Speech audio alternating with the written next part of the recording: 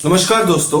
कि लाइफ में कभी अक्सर अक्सर ऐसा चीज होता है हमारे साथ कि हम एक लेवल पर स्टक हो जाते हैं और हम वहां सर कुछ करना तो चाहते हैं लाइफ में, लेकिन इतना ज्यादा सोचते हैं दोस्तों कि हम जब करने की बारी आती है ना, हम मतलब कर ही नहीं पाते वो चीज। क्योंकि एक चीज पर हमने कुछ सोचा है, कुछ करने का सोचा है, लाइफ में कुछ बड़े लेवल पे सोचा है, लेकिन हम करते नहीं है। क्योंकि प्रॉब्लम वहीं पर आता है कि हम सोचते रहते, जिसकी वजह से वो जो वक्त है वो वक्त भी नहीं रुकता।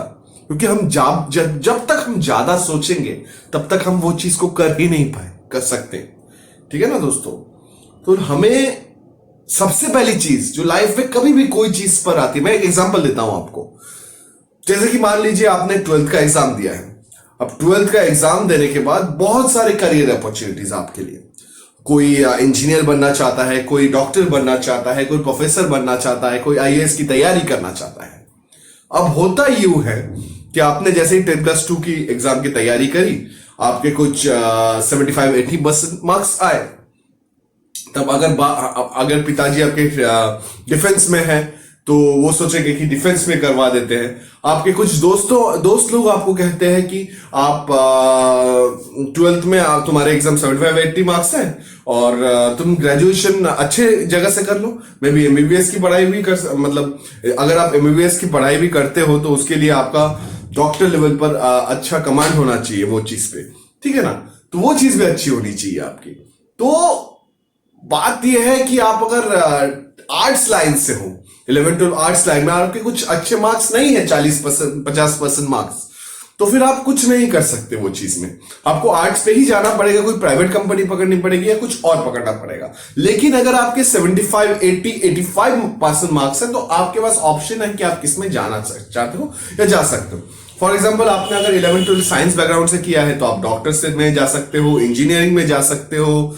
बीटेक अगर किया है तो आप एमटेक कर सकते हो या फिर बी फार्म में भी जा सकते हो, बी फार्म भी कर सकते हो। तो ये बहुत सारी चीजें हैं।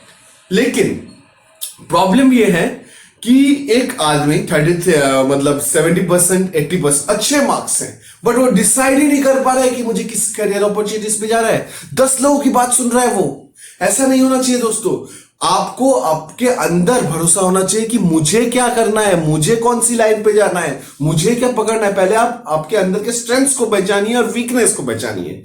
ये पहचानना बहुत जरूरी है। सही वक्त पे पहचानिए। क्योंकि सही आपने मान लीजिए 11-12 की पढ़ाई करी, उसके बाद आपको लगा कि मैं साइंस बैकग्राउंड से पढ़ाई की, इंजीनियरिंग में अच्छा तो इंजीनियरिंग कर लेता हूं। इंजीनियरिंग में किया आपने, उसके बाद जॉब तो कर ली, लेकिन आपको मजा ही नहीं आ रहा है, वो जॉब करने में आपको अच्छा ही नहीं लग रहा है। और सबसे बड़ी बात यहां पर यह होती है दोस्तों कि कोई भी जॉब जो आप कर रहे हो उसमें सेटिस्फाई होना, उसमें खुश होना। क्योंकि अगर वो आप खुश नहीं है तो कुछ नहीं कर सकते।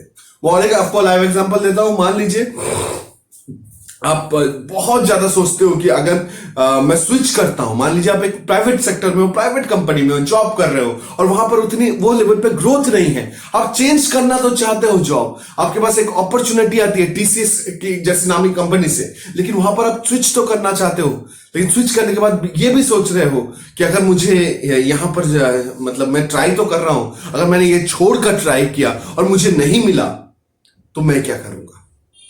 तो उस केस में हम क्या करते हैं, सोचते रह जाते। फॉर एग्जांपल अगर मुझे एक बिजनेस खड़ा करना है, बहुत बड़े लेवल पर एक बिजनेस खड़ा करना है, ठीक है ना, उस पर भी हम सोचेंगे। ऑब्वियसली अगर आप बिजनेस खोल रहे हो तो आपके पास फंडिंग होना चाहिए, लेकिन सिर्फ फंडिंग से ही बिजनेस नहीं होता। बिजनेस होता है यहां से, इस नॉलेज से। अगर आपको वो बिजनेस का एक अच्छा एक्सपीरियंस है या जिसके पास बिजनेस का अच्छा एक्सपीरियंस है वो आपको एडवाइस कर सकता है, वो जिस हिसाब से आपको एडवाइस कर रहा है उस हिसाब से आपके पास जो प्लानिंग है वो बराबर है और वो सारे रिसोर्सेज अवेलेबल है अलॉन्ग विद कैश, तो वो बिजनेस आप में लॉस कभी खा ही नहीं सकते। तो ये चीजें आपके अंदर होनी चाहिए दोस्तों।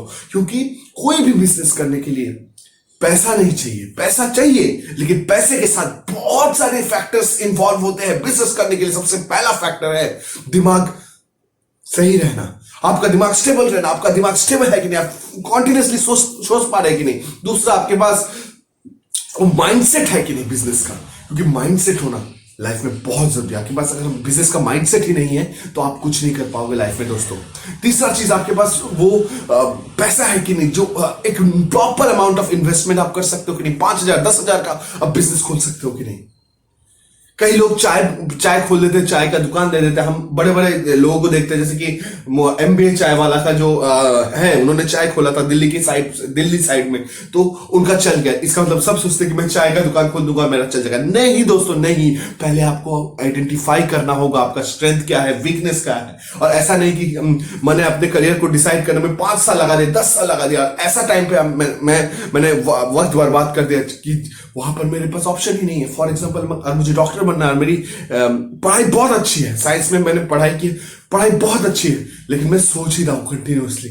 2 साल चले गए, 3 साल चले गए, और उसके बाद तो डॉक्टर नहीं लेगा। एक लेवल होता है डॉक्टर बनने का, एक एज होता है, एक सर्टेन पीरियड होता है। अब कई लोग सोचते हैं कि एक्टिंग एज अ करियर बहुत अच्छा है, बहुत अच्छा है, बहुत अच्छा है, लेकिन वहां पर भी नाकामी मिलती है, और वहां पर नाकामी ट्राई करते करते ऐसा वक्त बर्बाद हो जाता है कि आपके पास टाइम ही नहीं होता दूसरा कुछ करने का। ठीक है, लाइफ में प्लान ए और प्लान बी आपका रहना बहुत जरूरी है दोस्तों, क्योंकि प्लान ए मतलब क्या है कि आप जो करेंटली कर रहे हो, प्लान बी जो आप करना चाहते हो, अगर आपको लगता है कि मैं ये चीज स्विच कर सकता हूं वो चीज में, तो आपको जरूर वो चीज करनी चाहिए।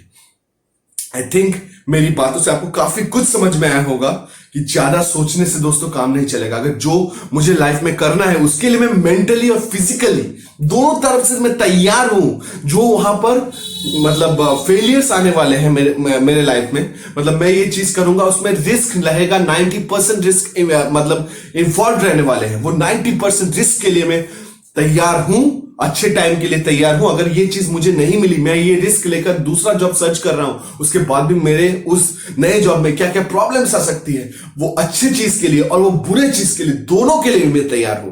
तो मुझे वक्त बर्बाद करके सोच के ज्यादा टाइम वेस्ट करने की जरूरत नहीं है। मैं वो चीज कहीं ना कहीं से किसी भी लेवल से अचीव कर ही लूंगा। वीडियो अच्छी लगी है तो चैनल को सब्सक्राइब कर दीजिए, लाइक कर दीजिए, वीडियो को शेयर मार दीजिए, ताकि वो लोग जो बहुत ज्यादा सोच रहे, वो बहुत ज्यादा ना सोचे, अपने लाइफ में स्टेडी रहे और जल्द से जल्द डिसीजन लें। थैंक यू दोस्तों, लव यू।